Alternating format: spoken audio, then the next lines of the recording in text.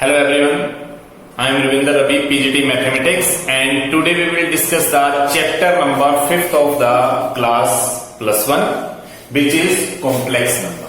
And today's topics are introduction of the complex number, definition of the complex number, real part, imaginary part, powers of 5 का. ये हमारे कुछ topic हैं जो आज हम डिस्कस करने वाले हैं और कॉम्प्लेक्स नंबर हम आज स्टार्ट करने वाले हैं. तो now first of all we will start from the introduction of the complex number. तो कॉम्प्लेक्स नंबर को करने से पहले हमें ये जानना बहुत जरूरी है कि कॉम्प्लेक्स नंबर क्या है. 10 तक आप लोगों ने जो लास्ट आप लोगों की क्लास थी उस तक आप लोगों ने रियल नंबर ही पढ़ा था. यहां एक नया टॉपिक आप लोगों के पास आ रहा है जिसको हम कॉम्प्लेक्स नंबर के नाम से जान रहे हैं. तो complex number means it is the combination of real and imaginary part. It is the combination of real and imaginary part. तो यहां पे एक वर्ड रियल आ गया और एक वर्ड आ गया इमेजिनरी. तो रियल और इमेजिनरी को भी डिस्कस करने से पहले हमें ये चेक करना है कि लास्ट ईयर जो आप लोग 10th का एक टॉपिक क्वाड्रेटिक इक्वेशन हुआ करता था तो उसमें हम nature of root find out करते थे. Nature of root find out कर रहे थे. तो नेचर ऑफ रूट को ही फर्स्ट ऑफ ऑल हम डिस्कस kरेंगे. वहां से ही कॉम्प्लेक्स नंबर का ओरिजिनेट होगा. So first of all introduction में सबसे पहला टॉपिक आएगा nature of roots of quadratic equation. हमारे पास जो क्वाड्रेटिक इक्वेशन है उसका हम नेचर ऑफ रूट फाइंड करते थे और नेचर ऑफ रूट में क्या होता था कि ax² plus bx plus c is equal to 0. This is the quadratic equation. This is the quadratic equation. और इस क्वाड्रेटिक इक्वेशन को फाइंड आउट करने के लिए हम या तो फैक्टराइजेशन मेथड यूज करते थे या तो हम कंप्लीटिंग स्क्वायर यूज करते थे या तो हम क्वाड्रेटिक फॉर्मूला यूज करते थे. तो क्वाड्रेटिक फॉर्मूला यूज करने पर हमारे पास एक डिस्क्रिमिनेंट की टर्म आती थी. Discriminant d is equal to b square minus 4ac. और अब इस d को फाइंड आउट करने के लिए d is equal to b square minus 4ac when d greater than 0, first condition, then the roots are real and distinct. जब हमारे पास discriminant greater than 0 आ जाता था, ग्रेटर देन 0 का मतलब है कि d की कोई भी positive value, then the roots are real and distinct. मतलब रूट जो होंगे वो रियल होंगे और डिस्टिंक्ट मींस डिफरेंट होंगे. और सेकंड कंडीशन ये थी कि when d is equal to 0, when d is equal to 0 then the roots are real and equal. जब हमारे पास d की वैल्यू 0 आ जाती थी इसका मतलब रूट्स रियल होते थे और इक्वल होते थे.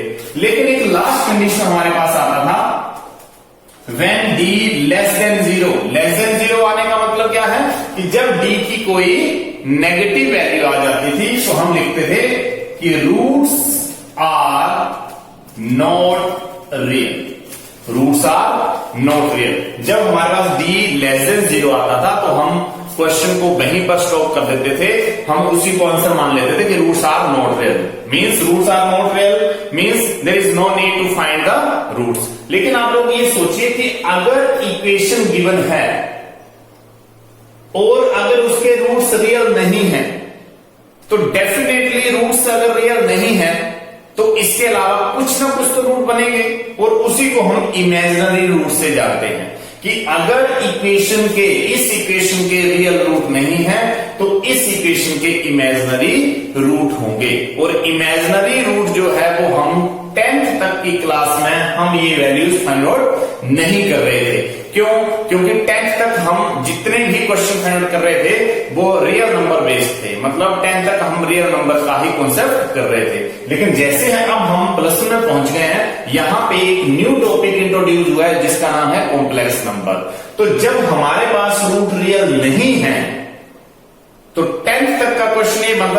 रूट्स रियल नहीं है तो उसको आंसर में कन्वर्ट कर दो, वही आंसर लिख दो एंड स्टॉप द क्वेश्चन को वहीं रोक दो, आप लोग आगे करना ही नहीं है। लेकिन जब हमारे पास रूट्स रियल नहीं है तो डेफिनेटली रूट जो होंगे वो इमेजिनरी होंगे, और इस प्लस वन क्लास में हम उन्हीं इमेजिनरी रूट्स को फाइंड आउट करने वाले हैं, और वहां से कॉम्प्लेक्स नंबर की टर्म जो है वो इंट्रोड्यूस होगी। तो यहां से अगर हमारे पास रूट रियल नहीं है तो हम ये लिख सकते हैं कि roots are not real implies that roots are imaginary. Roots are imaginary. अगर रूट रियल नहीं है तो रूट्स क्या है? इमेजिनरी। और ये रूट्स इमेजिनरी कब होंगे? तो इसके लिए हम एक छोटा सा एक एग्जांपल लेने वाले हैं, वहां से हमें ये पता चलेगा कि जब रूट्स रियल नहीं होते हैं तो इमेजिनरी रूट्स कैसे होते हैं।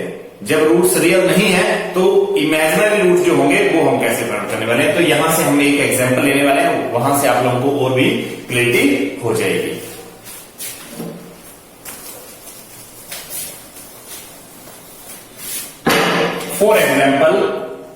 For example, x square plus 1 is equal to 0. X square plus 1 is equal to 0. This is the quadratic equation.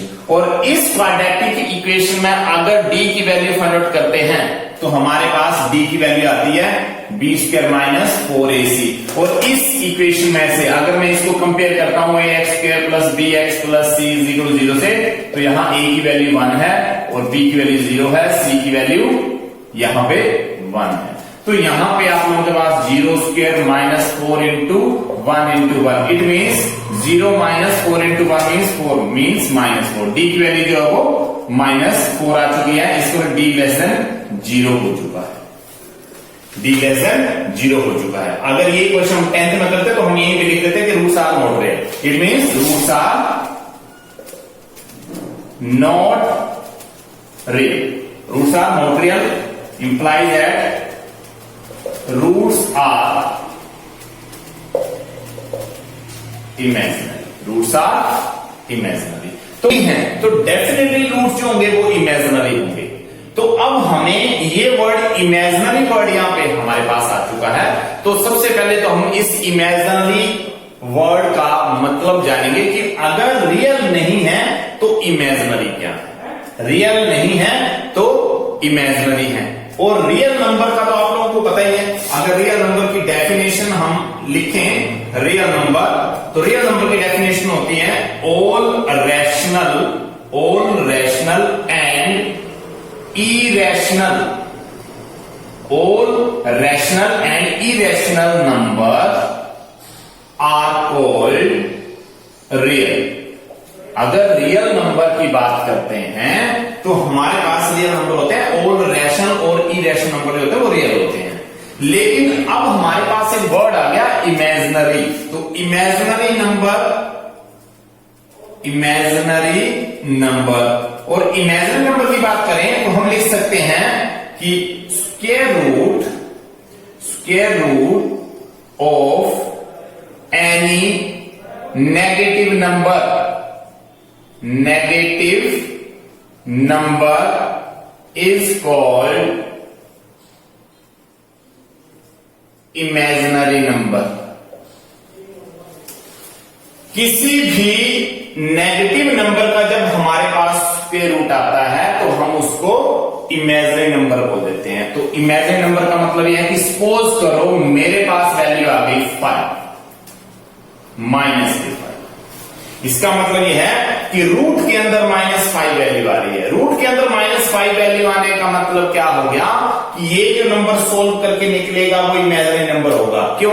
क्योंकि रियल नंबर में कभी भी रूट के अंदर नेगेटिव नंबर नहीं आता है। इसका मतलब है कि जब भी हमारे पास कोई रियल नंबर होता है तो उसका जनरली रूट होता है रूट 5 जो है वो एक रियल नंबर है। लेकिन रूट -5 जो है वो एक इमेजिनरी, क्योंकि -5 मतलब कोई भी नेगेटिव नंबर -5 की जगह कुछ भी हो सकता है। -5 -10 -a -b -100 ये सारी वैल्यू जो है वो आप लोगों के पास क्या है? -5 root -100 root, -a root, -b root, ये सारी वैल्यू जो है वो इमेजिनरी है। इसका मतलब यह है कि it can written as 5 multiply -1। Now it can written as √5 multiply √-1। इसको मैंने सेपरेट कर दिया, a मल्टीप्लाई b है तो √a कर दिया multiply √b। Now it can written as √5, और ये जो वैल्यू मेरे पास आ चुकी है √-1, इसको हम आयोटा बोलते हैं। इसको हम आयोटा की नोटेशन मतलब आई से डिनोट कर देते हैं। ये जो √-1 की टर्म आ रही है वो हमारे पास एक आयोटा की टर्म आ जाती है, और इसी आयोटा को जब साथ में कोई भी नंबर के साथ में आयोटा लग जाता है तो वो नंबर इमेजिनरी नंबर बन जाता है। इसका मतलब यह है कि किसी भी नेगेटिव नंबर का जब हम स्क्वायर रूट करते हैं तो वैल्यू जो वो आयोटा के साथ आती है। सपोज करो, वन मोर एग्जांपल, -4 रूट है। -4 रूट को मैं लिख सकता हूं -4 √4 इंटू -1, √4 इंटू -1। √4 को मैं लिखूंगा 2, और इस √-1 को लिख दूंगा आयोटा।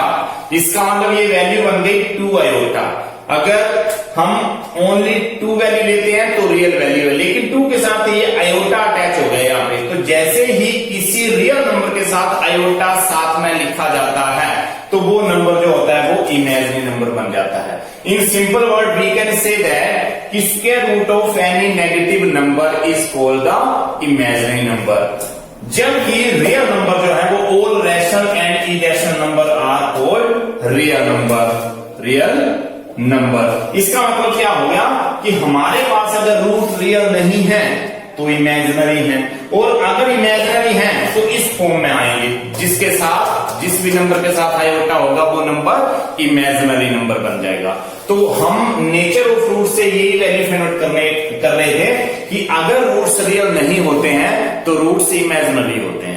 तो रियल नंबर का तो हमें पता था कि all the rational and irrational number are called real number, लेकिन इमेजिनरी का पता नहीं था। तो इमेजिनरी नंबर का मतलब ये आ गया कि square root of any negative number is called imaginary number. और फॉर एग्जांपल के लिए -5 रूट का मैंने किया -5, it can written as √5 into -1। √5 को सेपरेट कर दिया, √-1 को अलग कर दिया, 5 रूट एज इट इज, और -1 रूट को मैंने आयोटा लिख दिया। तो इसका मतलब ये जो आयोटा लिखा जा रहा है ये अब जैसे नंबर आयोटा के साथ आएगा वो इमेजिनरी हो जाएगा। इसका मतलब यह है कि ये जो इमेजिनरी नंबर हमारे पास जितने भी आएंगे उन सभी के साथ आयोटा की टर्म होगी। और फॉर एग्जाम्पल मैं यहां पे लिख देता हूं, फॉर एग्जाम्पल मैंने लिख दिया 5 आयोटा। इसका 5 रियल नंबर है लेकिन आयोटा साथ लगने से ये इमेजिनरी बन गया। अगर मैं लिख देता हूं ए आयोटा, ए कोई भी रियल नंबर हो सकता है लेकिन आयोटा साथ होने से ये इमेजिनरी नंबर है। इमेजिनरी नंबर का मतलब दोबारा से सुनिए, square root of any negative number is called imaginary number. किसी भी नेगेटिव नंबर का जब हम स्क्वायर रूट फाइंड करते हैं तो वो इमेजिनरी की फॉर्म में आ जाता है। तो ये कुछ इंट्रोडक्शन पार्ट था इसका कॉम्प्लेक्स नंबर का। अब हम डेफिनेशन ऑफ कॉम्प्लेक्स नंबर में जैसे एंटर होंगे हमें और अंडरस्टैंडिंग हो जाएगी। तो next topic is definition of complex number. Definition of complex number.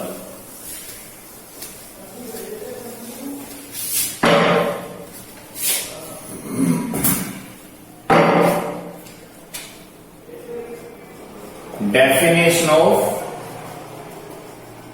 Complex number. Definition of complex number का मतलब it is the combination of real part and imaginary part. It is a combination of real part and imaginary part. It is denoted by Z. Z के साथ इसको denote किया जाता है। तो अभी डेफिनेशन में दैट इज, अभी डेफिनेशन हमने ये लिखा कि it is a combination of real part and imaginary part. इसका मतलब क्या है कि z से कॉम्प्लेक्स नंबर को डिनोट करेंगे और इसको लिख सकते हैं x प्लस आयोटा y, जिसमें x जो है वो रियल पार्ट है और आयोटा y अभी हम डिस्कस कर चुके कि जिसके साथ आयोटा होगा, जिसके साथ आयोटा अटैच होगा, उस नंबर को हम इमेजिनरी नंबर लिख देंगे।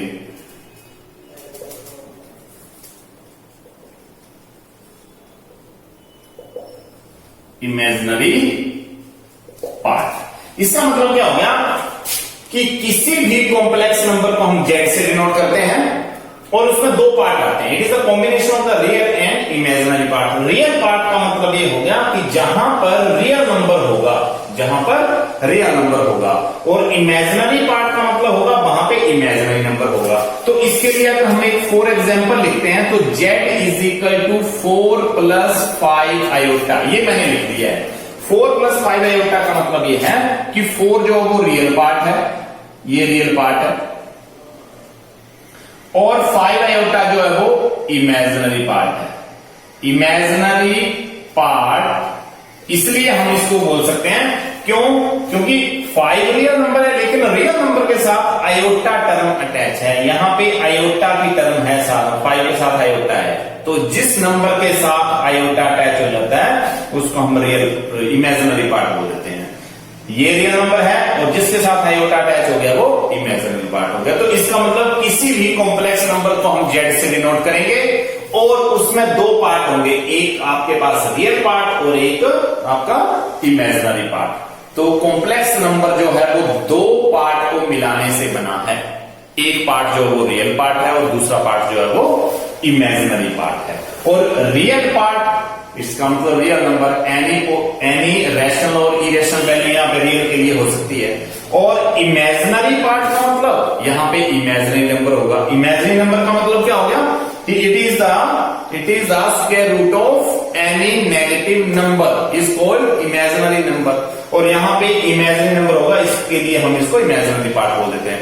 तो ये कॉम्प्लेक्स नंबर की डेफिनेशन आ गई है। दोबारा से हम डिस्कस करेंगे कि combination of real part and imaginary part, मतलब कॉम्प्लेक्स नंबर में दो चीजें हैं, एक रियल पार्ट है और एक इमेजिनरी पार्ट है। दोनों को ऐड करेंगे तो हमारे पास जो वो एक कॉम्प्लेक्स नंबर आ जाएगा और इसको डिनोट करेंगे हम z की टर्म, इसको डिनोट करेंगे हम z की टर्म में। और अभी आप लोगों ने लास्ट इसमें एग्जाम्पल में सीख लिया कि अगर आयोटा जो है वो √-1 की टर्म है, जहां पे √-1 आ जाएगा वहां पे हम इसको आयोटा की टर्म लिख देंगे।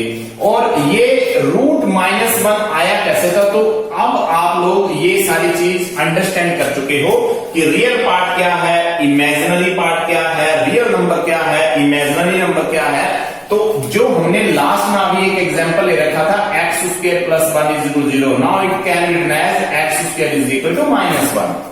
अगर मैं इसके रूट की बात करूं तो directly x² + 1 = 0, x² = -1 and x = √-1। जब मैं इसका दोनों साइड स्क्वायर रूट करूंगा यहां, तो यहां स्क्वायर रूट से स्क्वायर हट जाएगा और यहां पे रूट आ जाएगा। तो x की वैल्यू जो है वो मेरे पास प्लस आयोटा, क्यों?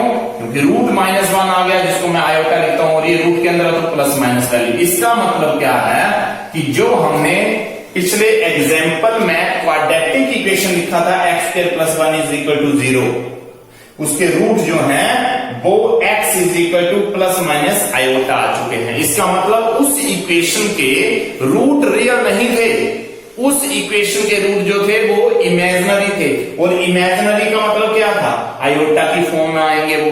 तो इसका मतलब ये है कि इस इक्वेशन के रूट की बात करें तो हमारे पास x = एक माइनस आयोटा रूट है और एक जो है वो प्लस आयोटा रूट है। इसका मतलब दोनों ही रूट जो है वो इमेजिनरी नंबर आ रहे हैं, इमेजिनरी टर्म में आ रहे हैं। इसका मतलब रूट अगर रियल नहीं होंगे तो डेफिनेटली रूट तो निकलेंगे, तो रियल नहीं होंगे तो वो फिर इमेजिनरी होंगे। ये आप लोग मान के चलो कि जब इक्वेशन आप लोगों के पास गिवन है तो डेफिनेटली उसके रूट आएंगे ही आएंगे, या तो उसके रूट रियल होंगे और अगर रियल रूट नहीं है तो उसके रूट जो होंगे वो फिर इमेजिनरी रूट होंगे।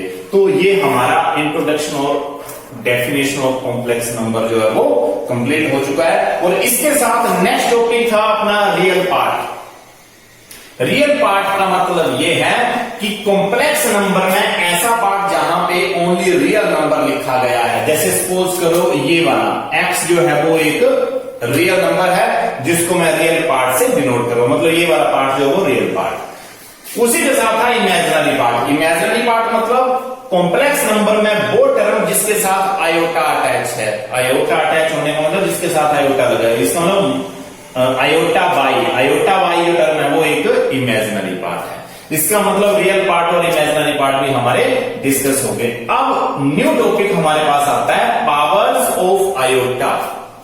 मतलब जो आयोटा हमने यहां पे लिख दिया, अगर इसकी powers 1 2 3 4 5 up to so on इसकी पावर्स आती हैं तो हम उसको कैसे फाइंड कर सकते हैं और आयोटा की पावर के क्वेश्चन को हम कैसे सोल्व कर सकते हैं, ये हम अब डिस्कस करने वाले हैं। तो new topic is powers of iota. Powers of iota.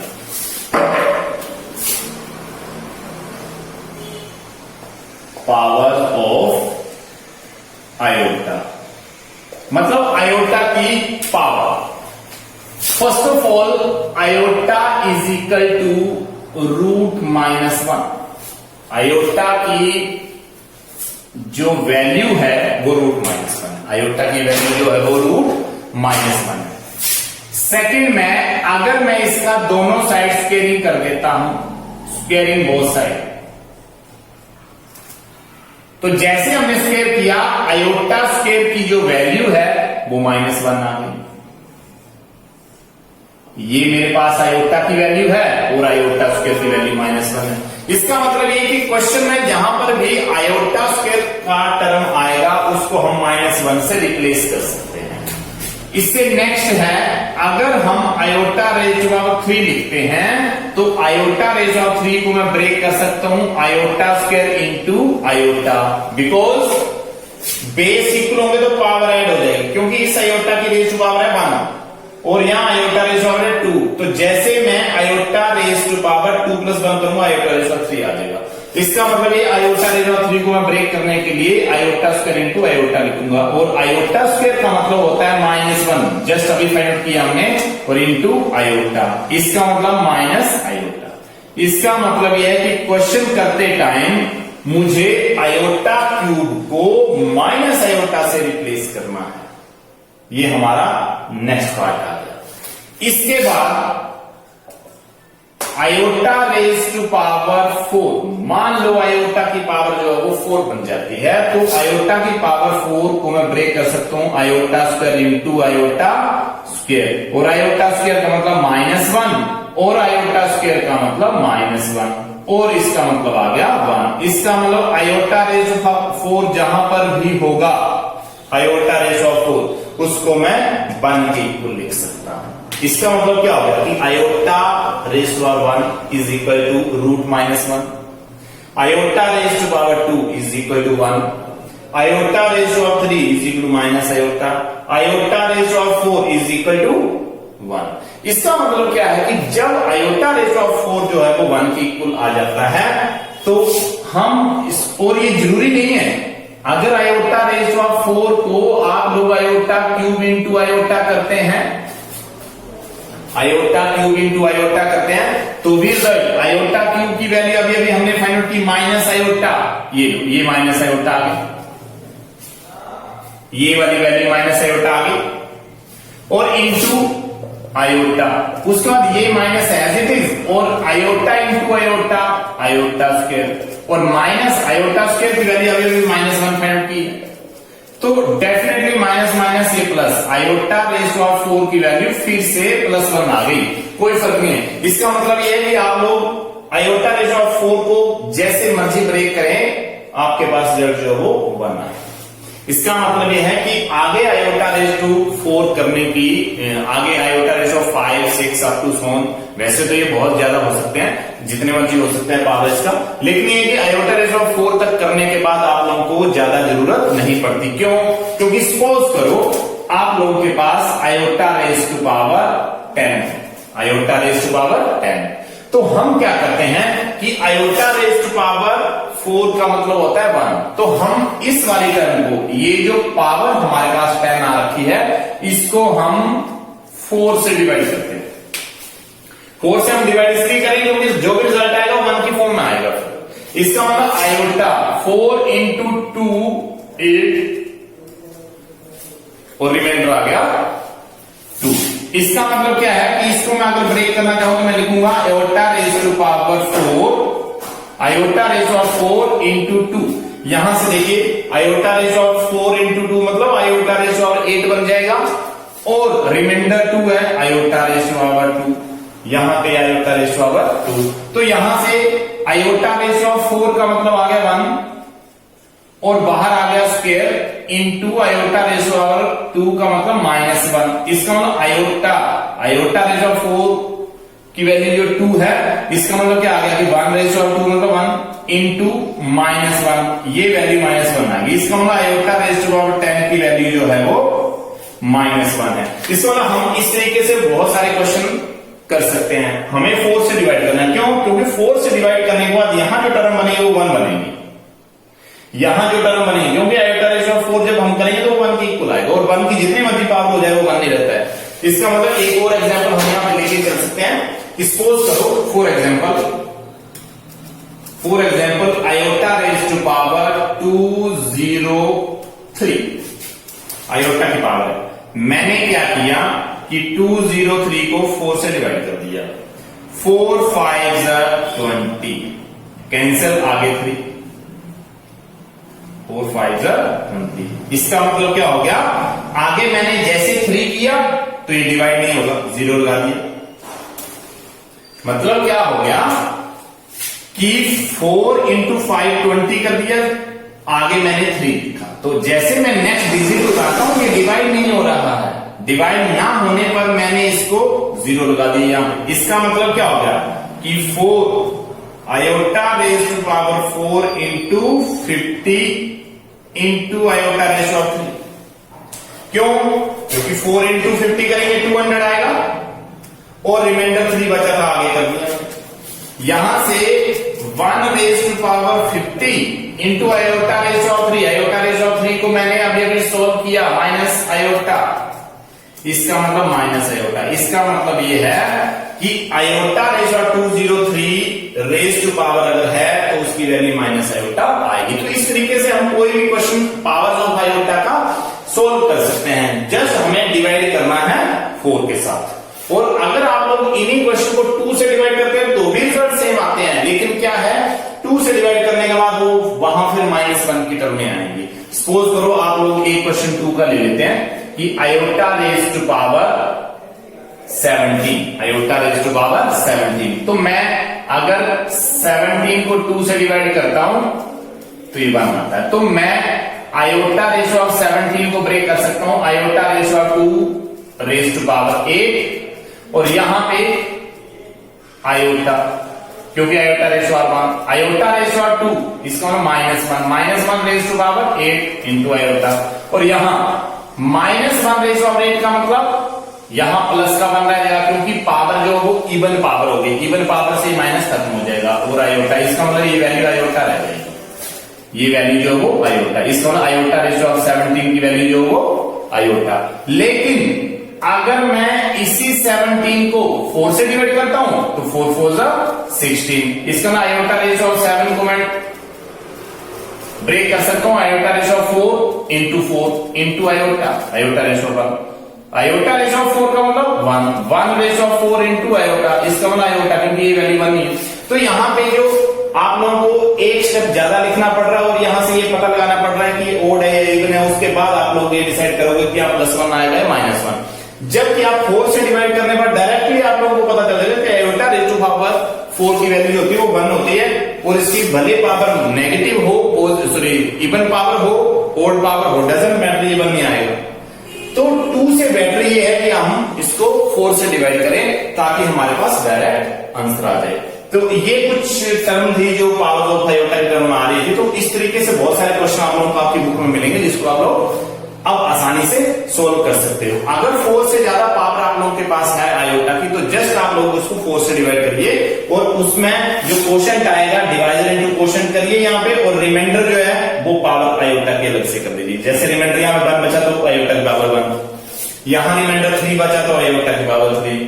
ठीक है, तो यहां पे आप लोगों के पास रिमाइंडर 2 बच रहा था, तो यहां पे आयोटा की पावर 2 और बाकी यहां 4 इंटू करके हो रहा था। तो इस तरीके से आप लोग सारे क्वेश्चन जो वो पावर ऑफ आयोटा के अब कर सकते हैं। अब इसमें एक और चीज जो है, जो मेन रिजल्ट डिस्कस होगा, कि जब हम आयोटा की टर्म को, जब दो नंबर कोई नेगेटिव मल्टीप्लाई हो रहे हैं, तो उसको हम कैसे सोल्व कर रहे थे। इन जनरल जब हमारे पास फॉर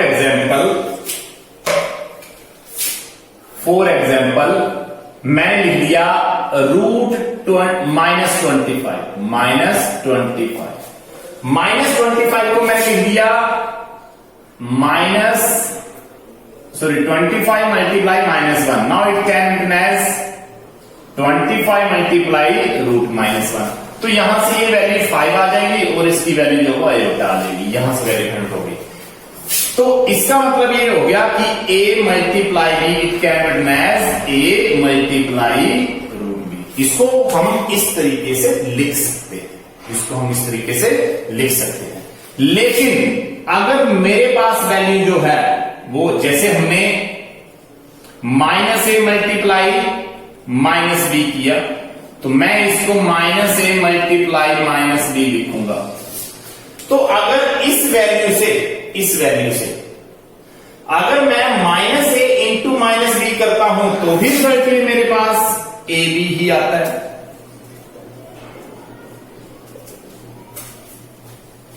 अगर मेरे पास a मल्टीप्लाई b जो है वो a मल्टीप्लाई रूट b है, तो a इंटू b आ रहा है। जब -a -b होगा तो भी मल्टीप्लाई करके ab आ रहा है। तो इस केस में क्या है कि जब कॉम्प्लेक्स नंबर की टर्म आ रही थी, तो हम यहां पे लिख रहे थे iota square is equal to -1, iota square is equal to -1। तो मैं इसको ब्रेक करके आयोटा इंटू आयोटा लिख सकता हूं। Iota square is equal to -1, iota into iota, iota square होता है और -1, तो आयोटा की वैल्यू जो है वो -1 multiply root -1 is equal to -1। और जैसे मैं इसको सोल्व करता हूं इस वाली टर्म से, तो ये -1 मल्टीप्लाई -1 इज इक्वल टू, और इस स्टेप को अगर हम यहां पे लिखें -1 इंटू -1, ये तो रूट 1 आ गया और ये -1, और रूट 1 का मतलब 1 और -1 which is not equal to 1 is not equal to -1। इसका मतलब which is contradiction, which is contradiction.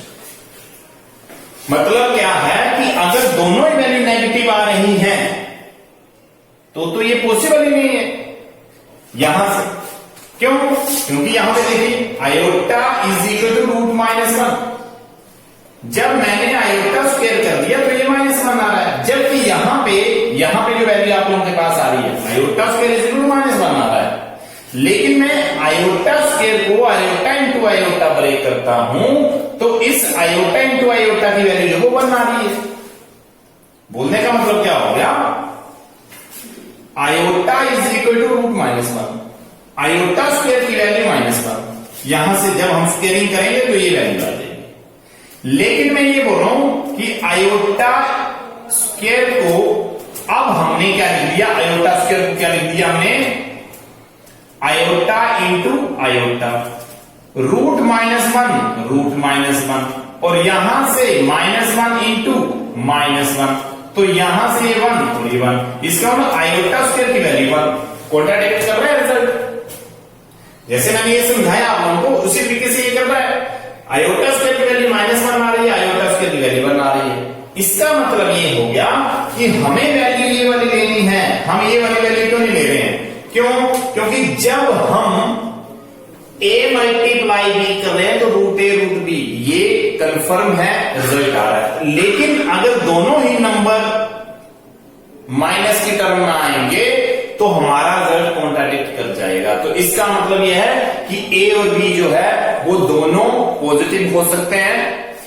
A positive हो सकता है, बी नेगेटिव हो सकता है, या ए नेगेटिव हो सकता है, बी पॉजिटिव हो सकता है, लेकिन दोनों वैल्यू नेगेटिव ए और नेगेटिव बी नहीं हो सकते। नेगेटिव ए और नेगेटिव बी के लिए कॉन्ट्राडिक्ट कर जाएगा रिजल्ट। तो हमें कॉम्प्लेक्स नंबर में जब भी कोई प्रॉब्लम फाइंड आउट करनी है तो हम minus A multiply minus B नहीं करेंगे। इसका मतलब यह है कि अगर कोई ऐसा क्वेश्चन आप लोगों के पास आता है, इस तरीके का कोई क्वेश्चन आप लोगों के पास आता है, √-9 मल्टीप्लाई √-121, तो हम इसको मल्टीप्लाई ना करके इससे नेक्स्ट स्टेप जो इसका लिखेंगे वो ये वाला लिखेंगे यहां पे, इस वाली टर्म का यहां पे, कि इसका मतलब ये है कि आप लोगों के पास जो वैल्यू आएगी यहां पर जो वैल्यू आप लोगों के पास आ रही है वो आई 9 मल्टीप्लाई -1 मल्टीप्लाई 121 मतलब -1, यहां से वैल्यू 9 का रूट मल्टीप्लाई माइनस पर रूट मल्टीप्लाई यहां से √11 121 और √-1, तो यहां से आपके पास 3 और ये जो वैल्यू आप लोगों के पास है वो वैल्यू है आयोटा की, 3 आयोटा मल्टीप्लाई 11 आयोटा, 3 into 11 33 और iota into iota square, now it can trans 33 into -1 -33 इसका आंसर होगा। इसका आंसर जो होगा वो माइनस के 33 होगा। इसका मतलब हम दोनों ही वैल्यू को मल्टीप्लाई की टर्म में नहीं रख सकते। इसका मतलब है कि कॉम्प्लेक्स नंबर की फॉर्म में इसको हम इक्वल नहीं मान सकते। हम दोनों को क्या कर रहे हैं, इन दोनों को मल्टीप्लाई नहीं कर रहे हैं, हम यहां पे हम सेपरेटली इसका फाइंड आउट कर रहे हैं और इसका फाइंड आउट कर रहे हैं। और बाद में अगर हम ये वाली वैल्यू ऐसे कर देते √-9 और रूट यहां पे ये वाली वैल्यू, तो ये माइनस माइनस प्लस बन जाता और ये 9 मल्टीप्लाई 121 बनते, और जिससे मैं 3 मल्टीप्लाई 11 मल्टीप्लाई 11 लिखता और यहाँ पे 3 मल्टीप्लाई 11 आता है और ये 33 बन जाते। ये प्लस के आ रहे हैं, ये देखिए, और ये माइनस के आ रहे हैं। तो कॉम्प्लेक्स नंबर का क्वेश्चन करते टाइम हमें ये ध्यान रखना है कि जब हमारे पास -a root multiply -b root, मतलब ये दोनों ही टर्म जो हैं वो रियल नंबर हैं, लेकिन सॉरी a और b जो हैं वो नेगेटिव के नंबर नहीं होने चाहिए, अदरवाइज ये क्वेश्चन जो होंगे वो कॉन्ट्राडिक्शन में चले जाएंगे। √a multiply √b is equal to √ab। अगर हमारे पास a और b जो हैं वो पॉजिटिव रियल नंबर है, for all positive real number, a and b जो हैं अगर हमारे पास पॉजिटिव रियल नंबर हैं तो √a मल्टीप्लाई √b जो है वो √ab लिखा जा सकता है। और which also hold when either a greater than 0 b less than 0, मतलब a positive value b negative value और a negative value b positive value. इसका मतलब ये है कि अगर ये दोनों पॉजिटिव हैं तो भी रिजल्ट अप्लाई होगा, √a √b equal to √ab। अगर एक वैल्यू माइनस की है एक वैल्यू प्लस की है, मतलब एक वैल्यू a जो है वो पॉजिटिव वैल्यू है, b लेस देन 0 मतलब b नेगेटिव वैल्यू है, मतलब एक पॉजिटिव और एक नेगेटिव, a की वैल्यू नेगेटिव b की वैल्यू पॉजिटिव।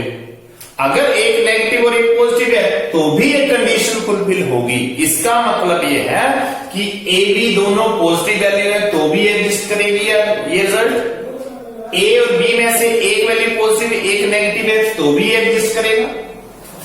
लेकिन but √-a multiply √-b does not equal to √-a multiply √-b। Second point, but √-a multiply √-b does not equal to √-a multiply -b। Second point में क्या हो रहा है कि अगर ये दोनों ही वैल्यू नेगेटिव हो रही हैं तो ये वाली कंडीशन इसके इक्वल एग्जिस्ट नहीं करेगी। क्यों?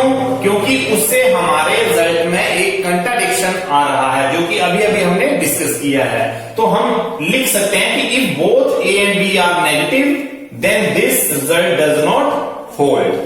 In fact, minus a root multiply minus b root is equal to minus a root को हम लिख सकते हैं रूट a आयोटा, क्योंकि जो -1 बचेगा उसका आयोटा बना लेंगे, मल्टीप्लाई रूट माइनस बी को हम लिख सकते हैं रूट बी इंटू आयोटा, क्योंकि रूट बी और -1 जो आएगा उसका iota, iota into iota, iota square. अब ये a और b पॉजिटिव वैल्यूज हैं तो a और b को मल्टीप्लाई कर देंगे, आयोटा स्क्वायर की value minus root a b. इसके लिए हम एक एग्जांपल लिखने जा रहे हैं कि अगर -5 मल्टीप्लाई -2 रूट है तो हम इसको root -5 multiply -2 is equal to -5 -2 multiply करके 10। ये वैल्यू रॉन्ग वैल्यू आएगी। क्यों? क्योंकि दोनों वैल्यू अगर ये नेगेटिव की टर्म में आती हैं तो ये वाली कंडीशन फुलफिल नहीं होगी, ये वाला रिजल्ट इक्वल नहीं आएगा, जो कि मैंने ये लिखा हुआ है, तो ये रॉन्ग वैल्यू आएगी। इसका सही क्या है कि रूट -5 मल्टीप्लाई रूट -2 इस फॉर्म में लिखेंगे तो रूट -5 को लिखेंगे हम रूट 5 आयोटा मल्टीप्लाई -2 रूट को लिखेंगे root 2 iota, iota into iota, iota square, root 5 root 2 positive values है, a इंटू बी करेंगे तो 5 इंटू 2 10 बन जाएगा, आयोटा स्क्वायर का माइनस बन जाएगा और रूट 10 इज करेक्ट आंसर। इसका मतलब यह है कि कंक्लूजन में यह है कि अगर a और b दोनों ही नेगेटिव वैल्यू हैं तो हम ये वाली कंडीशन जो है वो does not equal to this रहेगी, मतलब लेफ्ट और राइट जो है आपस में ये इक्वल नहीं है, मतलब हम उसको डायरेक्टली मल्टीप्लिकेशन नहीं कर सकते। So next topic is equality of complex number, equality of complex number. नया टॉपिक हमारा जो है वो इक्वालिटी ऑफ कॉम्प्लेक्स नंबर है। तो इसका भी हम एक एग्जांपल लेंगे कि जब दो नंबर हमारे पास गिवन है, complex number Z1 and complex number Z2, हमारे पास इक्वालिटी ऑफ कॉम्प्लेक्स नंबर है, equality of complex number. Equality of complex number में कोरस्पॉन्डिंग पार्ट जो होंगे वो इक्वल रहेंगे। सपोज करो फॉर एग्जांपल Z1 मैंने ले लिया a plus iota b, a plus iota b, इसका मतलब Z1 है तो मैंने a1 प्लस आयोटा b1 ले लिया, ये फर्स्ट कॉम्प्लेक्स नंबर है। और यहां पे मैंने ले लिया Z2, a2 plus iota b2, ये मेरे पास सेकंड है। तो इसका मतलब ये है कि अगर हम Z1 और Z2 को इक्वल कॉम्प्लेक्स नंबर लिखते हैं कि if Z1 and Z2 are two equal complex number implies that Z1 is equal to Z2 implies that A1 plus iota B1 and A2 plus iota B2। अगर Z1 और Z2 दोनों equal complex number हैं तो उनके corresponding मतलब Z1 का real part और Z2 का रियल पार्ट भी आपस में इक्वल होने चाहिए। एक कंडीशन ये आ गई। एंड B1 ये इमेजिनरी पार्ट है, इमेजिनरी पार्ट का मतलब आयोटा के साथ B1 और आयोटा के साथ B2, इसका मतलब इसका इमेजिनरी पार्ट भी आपस में इक्वल होना चाहिए। इसका मतलब ये कि दो कॉम्प्लेक्स नंबर को हम इक्वल कॉम्प्लेक्स नंबर तब मान सकते हैं जब उनके कोरस्पॉन्डिंग पार्ट जो है वो इक्वल होंगे। इसका मतलब फर्स्ट का रियल पार्ट सेकंड के रियल पार्ट के इक्वल होगा और फर्स्ट का इमेजिनरी पार्ट सेकंड के इमेजिनरी पार्ट के इक्वल माना जाएगा। और इसकी नोटेशन के लिए जब हम रियल पार्ट ऑफ Z1 लिख रहे हैं तो इसकी शॉर्ट फॉर्म हम ऐसा लिख सकते हैं कि RE ऑफ Z1। इसका मतलब है real part of Z1। Real part of Z1 क्या है? A1 इसी तरीके से रियल पार्ट अगर मैं Z2 का लिखना चाहूं तो रियल पार्ट Z2 का कितना है A2। इसी तरीके से अगर इमेजिनरी पार्ट को लिखना है तो मैं शॉर्ट फॉर्म में लिख सकता हूं IMG, imaginary of Z1। Imaginary of Z1 का मतलब जो आयोटा का कोफिशिएंट होगा, इसका मतलब B1 जो है वो इमेजिनरी ऑफ Z1 है। इमेजिनरी ऑफ Z2 की बात करें तो यहां पे B2 आ गया। तो ये इसकी शॉर्ट फॉर्म है जिसमें लिखने के लिए हम रियल पार्ट पूरा कंप्लीट ना लिख के डायरेक्टली RE से नोट कर सकते हैं। RE जो है वो शॉर्ट फॉर्म है रियल पार्ट की, IMG जो वो शॉर्ट फॉर्म है इमेजिनरी पार्ट की। तो जब भी हम कॉम्प्लेक्स नंबर लिखते हैं तो उसका हम रियल और इमेजिनरी जो है इस नोटेशन से भी लिख सकते हैं। तो इक्वालिटी ऑफ कॉम्प्लेक्स नंबर में आप लोगों को ये पता चल गया कि दो कॉम्प्लेक्स नंबर इक्वल कब होंगे, जब उनके कोरस्पॉन्डिंग पार्ट जो होंगे वो इक्वल रहेंगे।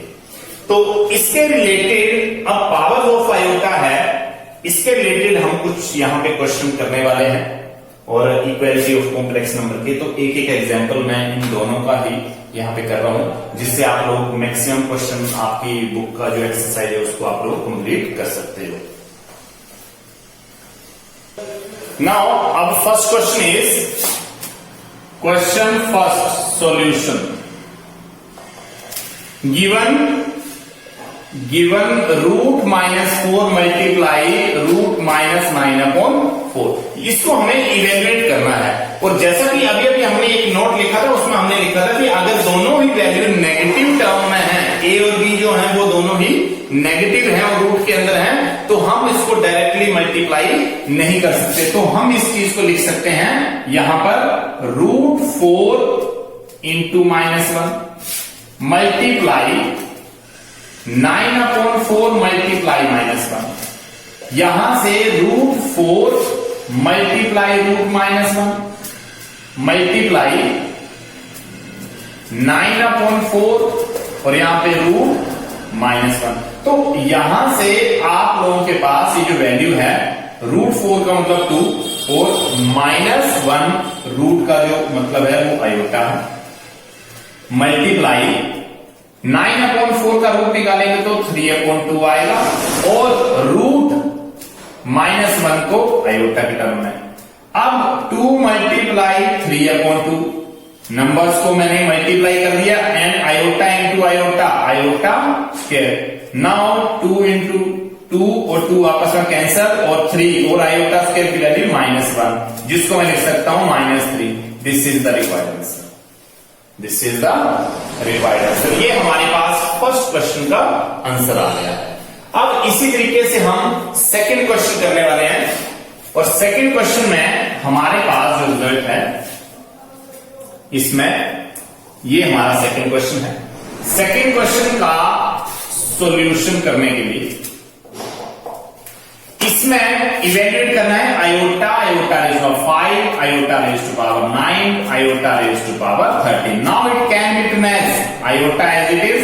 Now iota raise to power 5, iota raise to power 4 into iota, मैंने आयोटा रेज़ ऑफ 5 को ब्रेक कर दिया, iota raise of 4 into iota plus iota raise to power 4 into 2। अगर मैं 4 इंटू 2 करता हूं तो 8 आ जाता है, तो यहां 9 है तो एक रिमाइंडर की फॉर्म, मतलब मैंने 9 को 4 से डिवाइड कर दिया है और 4 से डिवाइड करने के बाद रिजल्ट ये आ जाता है 4 × 2 8 और यहाँ पे 1। इसका मतलब क्या है 4 × 2, ये कर दिया 4 × 2 और रिमाइंडर 1 मतलब ये।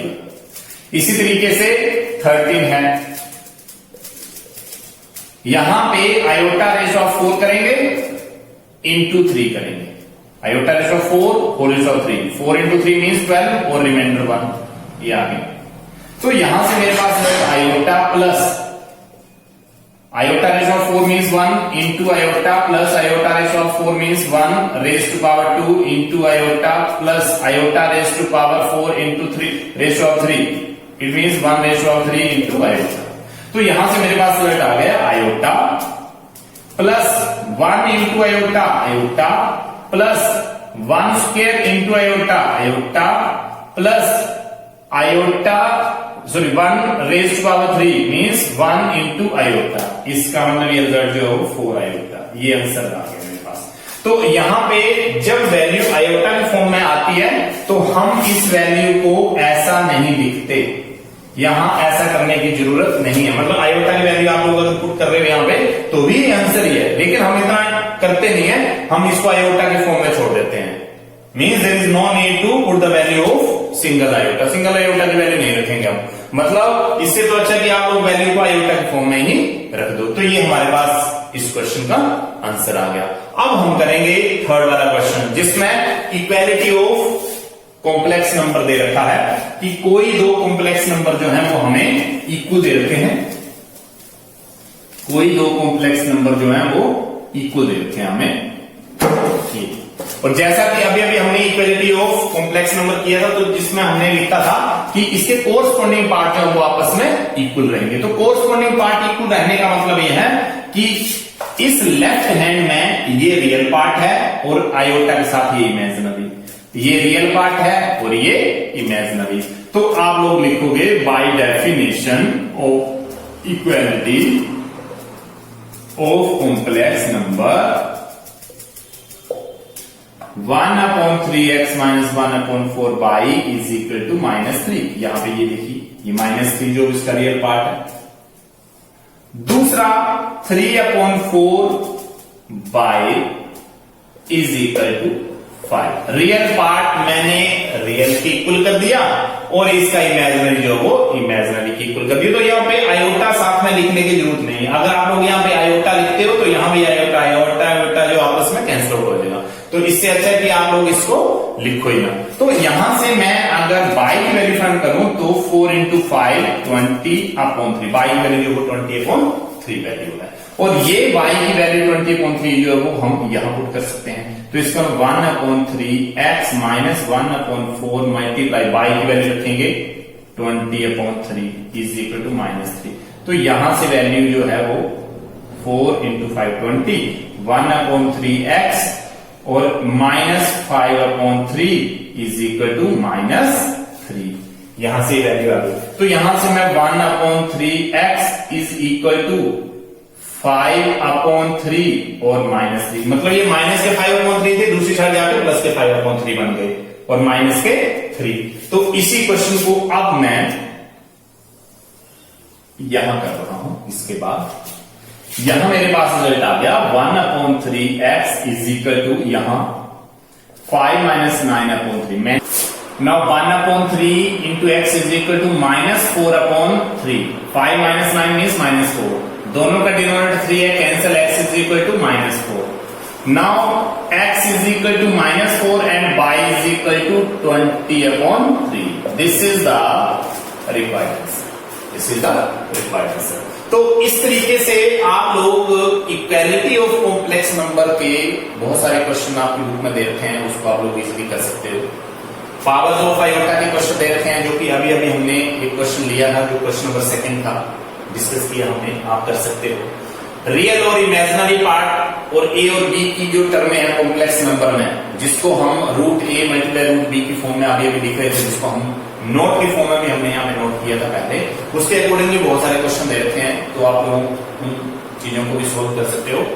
और डेफिनेशन ऑफ कॉम्प्लेक्स नंबर में आज आप लोगों ने ये सीख लिया कि रियल पार्ट और इमेजिनरी पार्ट, मतलब रियल नंबर होते हैं और इसके साथ इमेजिनरी नंबर भी होते हैं। कि जब हमने इंट्रोडक्शन पार्ट किया था तो उसमें हमने नेचर ऑफ फ्रूट का एक टर्म डिस्कस किया था, जो कि आप 10th में भी कर रहे थे। तो जब आप लोग नेचर ऑफ रूट कर रहे थे तो 10th तक आप लोगों के सिलेबस में इतना ही था कि रूट्स अगर रियल नहीं है तो उनको फाइंड आउट नहीं किया जाता था, आंसर आ जाता था। लेकिन हम +1 में क्या कर रहे हैं कि रूट्स अगर रियल नहीं है तो डेफिनेटली इमेजिनरी रूट होंगे, और उनको फाइंड आउट कैसे करना है ये हम इस टॉपिक में सीख रहे हैं। तो ये आप लोगों के लिए एक नया टॉपिक आ गया है कि रियल पार्ट तो आप लोग कर ही रहे थे, इमेजिनरी वाली टर्में जो है वो आप लोग इस चैप्टर में डिस्कस करेंगे और सीखेंगे आप लोगों को। तो that's all for today, thank you.